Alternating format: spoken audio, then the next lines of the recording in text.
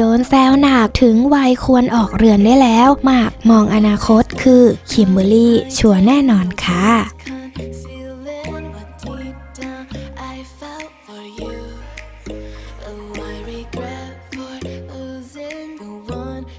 ดูแล้วความรักของพระเอกหนุ่มหมากปรินและนางเอกสาวคิมเบอร์รี่จะสุกงอมเต็มที่หลังหลายคนเนี่ยฟันธงกันว่าปีหน้าทั้งสองอาจจะมีข่าวดีกันแน่นอนล่าสุดหนุ่มหมากก็ได้เผยถึงเรื่องที่คิมเบอร์รี่ห้ามไม่ให้สักชื่อของตนบนตัวหนุ่มหมากซึ่งเจ้าตัวได้เผยว่าใกล้ปีใหม่แล้วไปเค้าดาวที่ไหนโดยบอกว่าขอเรียกว่าไปพักผ่อนปีนี้เที่ยวครับแต่ยังบอกไม่ได้ครับเดี๋ยวรอดูตั้งใจจะไปเที่ยวเดี๋ยวได้ลงรูปแน่นอนไปต่างประเทศไปกันหลายๆคนแล้วก็นัดกันไปครับจริงๆจัดทริปกันไม่ยากเราแพลนกันมาสักระยะหนึ่งแล้วขอกองถ่ายไปช่วงที่เขาหยุดพอดีแหละ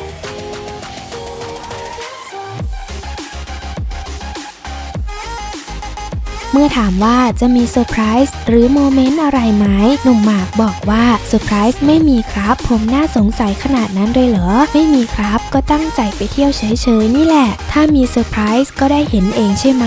หนุ่มหมากบอกว่าใช่บอกคิมหรือเปล่าว่าจะสักเป็นชื่อเขาบอกไหมก็บอกครับคิมไม่อยากมีชื่อเขาบนตัวเราก็รู้เหมือนกันเขาก็บอกว่าพอแล้วไม่เป็นไรหรอกเมื่อถามอีกว่าทำไมถึงอยากสักชื่อเป็นชื่อเขาหนุ่มหมากบอกว่าก็อยากไม่รู้เหมือนกันครับก็ชอบรอยสัก